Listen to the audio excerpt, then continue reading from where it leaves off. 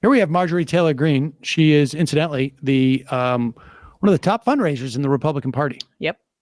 They can't, keep her in a corner the whole time while also using her for fundraising. It's a catch-22 for the Republicans because they don't want her saying stuff like this, honestly, I don't think.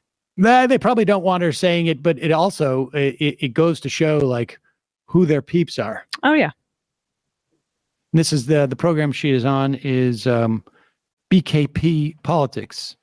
I don't know what that is. Do a great job down there. What does that stand for, BKP? I don't know, but it says Voice of Rural America there. This is just some sort of like local Georgia. He's got that Braves thing. He's really right next to the American flag and the Blue Lives Matter flag. Yep. I'll even blame people like Lindsey Graham, who is begging for war every single night on the television. These are the people that gave the Ukrainian people the false hope. And now you see Ukraine just kept poking the bear, which is Russia. And Russia invaded. And the truth is, and this is the hard truth to accept, there is no win for Ukraine here. Russia is being very successful in their invasion, even though we hear different things on television. The things that we see and we know that are actually happening there I don't see a way out for Ukraine. So just let it happen. I mean, it's kind of fruitless. Just let it happen. This is interesting, though, this split in the Republican Party where the populist base is against the warmongering talk, which I can appreciate, and also being pro-authoritarian. But it's interesting because if you look back at folks like Marjorie Taylor Greene or even Glenn Greenwald, maybe everybody who's got Green in their name.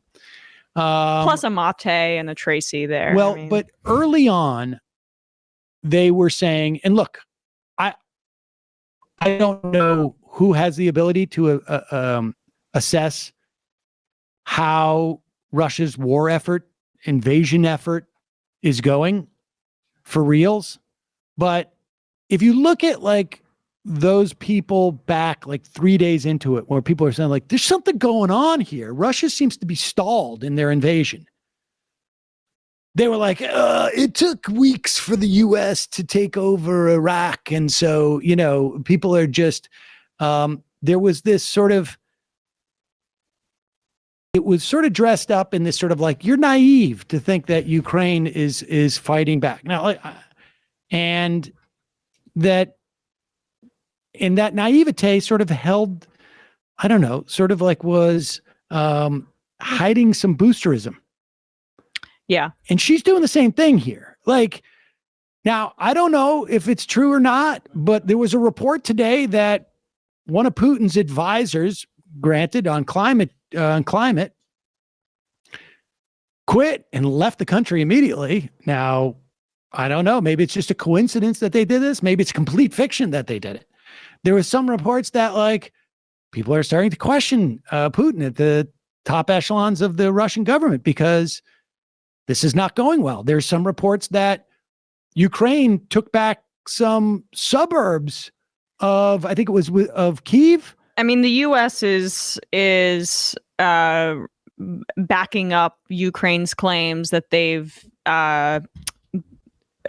destroyed 90% of Russia's fighting force, which like no. That their fighting force is down to 90% of what it was. Okay, so that would have been a drop of 10%. But you start getting into, they say something like around 14% drop you can't recover from, but that their fighting force is 90% of what it was when they entered. But you can't really take that at face value. None of this stuff, like it's all so provisional. Like basing anything concrete on it, I think is a fool's errand. It would be malpractice of the propagandists not to project that. But at the same time, we do have footage of Mariupol being flattened. Yes. We do not have that footage of Kyiv being taken over. Zelensky is still walking around as it enters into the second month. Very hard to imagine that was the plan. And so it is weird at this point that there are some of these sort of dead enders who are sort of like pretending like it's naive to think that Russia's not going to roll right over them. I think we're past past the idea of it being naive to think this. I don't know that we know what's going on there. Yeah, because there's a countervailing force where Ukrainians are trying to boost themselves because they're fighting off an invasion. But she's right? an authoritarian. I mean, like, that's the thing is like they are arrogant in terms of they feel, and I'm sure if she was a representative during the Iraq War, it would be the same thing. Like the might of our military and of our desire to bring freedom to Iraq is actually going to make us like just basically lay down and take it, Iraq, etc. They are drawn to power and military might, and so that's why she's I guess manifesting or why her commentary is manifesting as a dead ender in that way. Yep. It's just because she's drawn to that.